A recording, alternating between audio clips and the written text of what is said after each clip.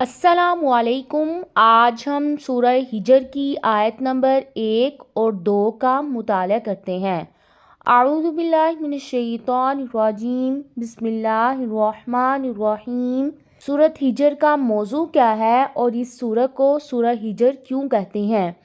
اس سورہ کی آیت نمبر 84 میں کہ انہی اصحاب ہجر کا کفر اور عناد اور پھر ان کے انجام بد کو اس میں بیان کیا ہے، اسی لیے اس سورت کا نام اصحاب ہجر کے نام سے ماخوذ ہے۔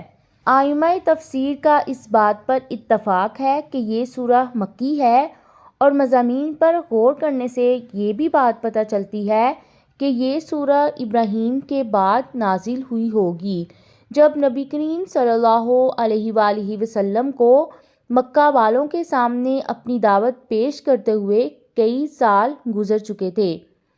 اس سورت میں بھی مکی صورتوں کی طرح عقیدہ توحید، نبوت و رسالت اور بعث بعد الموت جیسی بنیادی موضوعات پر بحث کی گئی ہے۔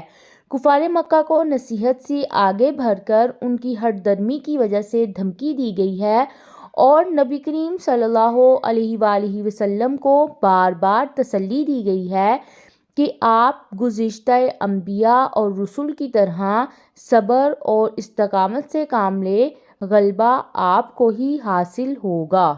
الف لام را، الف لام را، تلکا یہ آیات ہیں، الکتابی کتاب کی، وقرآن مبین اور قرآن واضح کی۔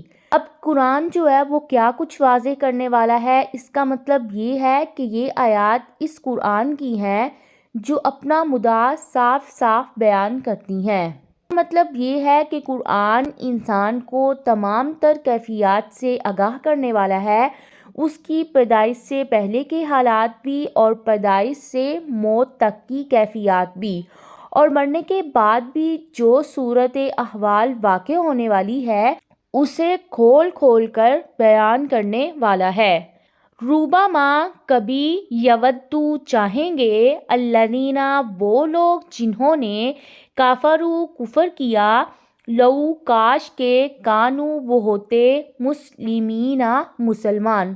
کافر یہ آرزو کب کریں گے؟ موت کے وقت، جب فرشتے انہیں جہنم کی آگ دکھاتے ہیں یا جب جہنم میں چلے جائیں گے، اس وقت جب گنہگار اور ایماندار کچھ عرصہ بطور سزا جہنم میں رکھنے کے بعد جہنم سے نکال لیے جائیں گے، یا میدان حشر میں جہاں حساب کتاب ہو رہا ہوگا، کافر دیکھیں گے کہ مسلمان جنت میں جا رہے ہیں تو آرزو کریں گے کہ کاش وہ بھی مسلمان ہوتے۔